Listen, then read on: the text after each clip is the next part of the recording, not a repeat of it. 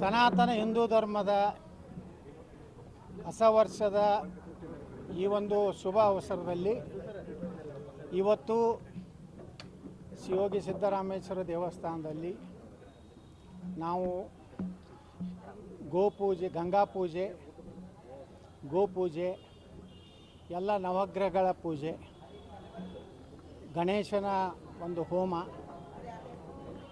ಶಿವಪಾರ್ವತಿ ಹೋಮ, ಲಕ್ಷ್ಮೀ ವಿಷ್ಣುವಿನ ಹೋಮ, ಸಮಸ್ತ ನಾಡಿಗೆ ಸುಖ ಶಾಂತಿ ನೆಮ್ಮದಿ, ಬರೋ ವರ್ಷ ಮಳೆ ಬೆಳೆ ಎಲ್ಲವೂ ಒಳ್ಳೆಯದಾಗಿ ನಾಡಿನ ಜನತೆ, ರಾಷ್ಟ್ರದ ಜನತೆ ಸುಖ ಸಮೃದ್ಧಿಯಿಂದ ಜೀವನ ಆಗಬೇಕು.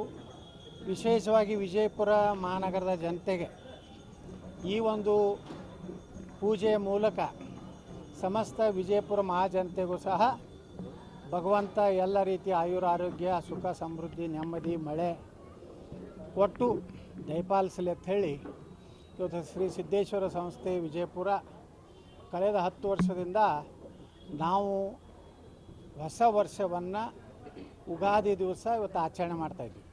ನಮ್ಮ ಸಂಸ್ಕೃತಿ ಪ್ರಕಾರ ಇವತ್ತಿನಿಂದ ಹೊಸ ವರ್ಷ. ಯಾವ ಪ್ರಕೃತಿಯಲ್ಲಿ ಏನು ಬದಲಾವಣೆ ಆಗ್ತದೋ ಈಗೆಲ್ಲ ಪ್ರಕೃತಿಯಲ್ಲಿ ಇವತ್ತಿನಿಂದ ಗಿಡ ಮರಗಳು ಹೊಸ ಒಂದು ತನ್ನ ಬೆಳವಣಿಗೆಯನ್ನು ಮಾಡೋದ್ರ ಮೂಲಕ ನಿಸರ್ಗದಲ್ಲಿ ಏನು ಬದಲಾವಣೆ ಆಗ್ತದೆ ಅದೇ ಹೊಸ ವರ್ಷ ಅಂತ ಹೇಳಿ ನಮ್ಮ ಹಿರಿಯರೇನು ವಸಂತ ಋತುವಿನ ಈ ಒಂದು ಸಂದರ್ಭದಲ್ಲಿ ಸಮಸ್ತ ನಾಡಿನ ಜನತೆಗೆ ನಾನು ಹಾರ್ದಿಕ ಶುಭಾಶಯಗಳನ್ನು ಸಲ್ಲಿಸ್ತೀನಿ.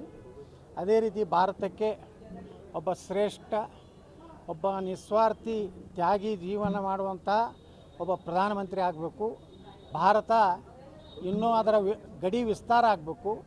ಭಾರತ ಸುಖ ಸಮೃದ್ಧಿಯಿಂದ ಇರಬೇಕು ಅನ್ನೋಂಥ ಒಬ್ಬ ಧೀಮಂತ ನಾಯಕ ಮತ್ತೊಮ್ಮೆ 2024ಕ್ಕೆ ಭಾರತದ ಚುಕ್ಕಾಣಿ ಹಿಡಿದು ಸಮಗ್ರ ಭಾರತವನ್ನು ಜಗತ್ತಿನ ವಿಶ್ವಗುರು ಮಾಡಬೇಕು ಅನ್ನೋಂಥದ್ದು ಸಂಕಲ್ಪ ಮಾಡಿ ಇವತ್ತು ನಾವು ಹೋಮ ಹವನವನ್ನು ಮಾಡಿದ್ದೇವೆ.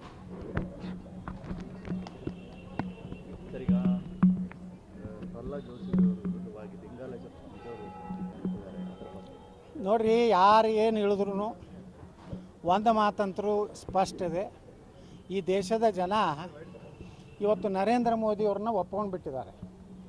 ಭಾರತ ಉಳಿಬೇಕು, ಹಿಂದೂ ಸನಾತನ ಧರ್ಮ ಉಳಿಬೇಕು, ಭಾರತ ಜಗತ್ತಿನ ವಿಶ್ವಗುರು ಆಗಬೇಕಾದ್ರೆ ನರೇಂದ್ರ ಮೋದಿಯವ್ರು ಬಿಟ್ಟರೆ ಯಾರೂ ಇಲ್ಲ. ಯಾರು ಬೇಕಾದವ್ರು ನಿಂದಿರಲಿ, ಅದೇನು ಆಗೋದಿಲ್ಲ. ಅವರು ಯಾರು ನಿಲ್ಲಿಸ್ಲಾಕತ್ತಾರೆ, ಯಾರು ಏನು ಆಟ ಆಡಕತ್ತಾರೆ ಎಲ್ಲ ಗೊತ್ತಿದೆ. ಇವತ್ತು ಹೊಸ ವರ್ಷ ಇದೆ, ಅಂಥದ್ದು ಯಾವುದೂ ಮಾತಾಡೋದಿಲ್ಲ. ಒಟ್ಟಾರೆ ನಮಗೆ ಬೇಕಾಗಿದ್ದು ದೇಶ ಸುರಕ್ಷತೆ. ನಮ್ಮ ದೇಶದ ಜನ ಶಾಂತಿಯಿಂದ, ನೆಮ್ಮದಿಯಿಂದ, ಈ ಒಂದು ಭಯೋತ್ಪಾದನೆಯಿಂದ ಮುಕ್ತರಾಗಿ, ದೇಶ ವಿರೋಧಿ ಚಟುವಟಿಕೆಗಳನ್ನು ಮಾಡುವಂಥವರಿಂದ ಮುಕ್ತರಾಗಿ ನವಭಾರತವನ್ನು ನಿರ್ಮಾಣ ಮಾಡುವಂಥ ನರೇಂದ್ರ ಮೋದಿಯವರು ದೇಶದ ಜನರಿಗೆ ಬೇಕಾಗಿದೆ, ನನಗಲ್ಲ.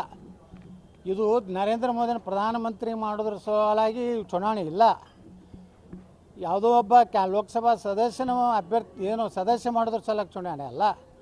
ನನ್ನ ದೇಶ ಉಳಿಬೇಕು, ನನ್ನ ಮನೆ ಸುರಕ್ಷತೆ ಇರಬೇಕು, ನನ್ನ ದೇಶದಲ್ಲಿ ನಾವೆಲ್ಲ ನೆಮ್ಮದಿಯಿಂದ ಜೀವನ ಮಾಡಬೇಕು. ನಾವೆಲ್ಲರೂ ರಾಮ ರಾಜ್ಯ ಅಂತ ಏನು ಹೇಳಿದ್ದಾರೆ ನಮ್ಮ ಹಿರಿಯರು, ರಾತ್ರಿ 1 ಗಂಟೆಗೂ ಭಾರತದಲ್ಲಿ ಎಲ್ಲ ಹೆಣ್ಮಕ್ಳು ಪೂರ್ಣ ಪ್ರಮಾಣದ ಬಂಗಾರವನ್ನು ಮೈ ಮೇಲೆ ಹಾಕ್ಕೊಂಡು ಅಡ್ಡಾಡಿದ್ರು ಯಾವುದೇ ಕೃತ್ಯ ಯಾವಾಗ ಆಗೋದಿಲ್ಲೋ ಅದೇ ರಾಮರಾಜ್ಯ. ಅದು ಕೇವಲ ನರೇಂದ್ರ ಮೋದಿಯವ್ರ ಸಾಧ್ಯ. ಅದು ಕೇವಲ ಈಗ 10 ವರ್ಷದಲ್ಲಿ ತೋರಿಸ್ಕೊಟ್ಟಿದ್ದಾರೆ. ಮುಂದೆನೂ ಸಹ 5 ವರ್ಷ ಭಾರತದ ಒಂದು ಭವಿಷ್ಯ ಒಳ್ಳೆಯದಾಗುತ್ತಿದೆ. ಯಾರು ಬೇಕಾದವ್ರು ನಿಂದಿರಲಿ, ಬೇಕಾದ ಆಟ ಆಡಲಿ, ನನಗೆ ವಿಶ್ವಾಸ ಇದೆ ಕರ್ನಾಟಕದಲ್ಲಿ 28 ಲೋಕಸಭೆ ಭಾರತೀಯ ಜನತಾ ಪಾರ್ಟಿ ಗೆಲ್ತಾರೆ.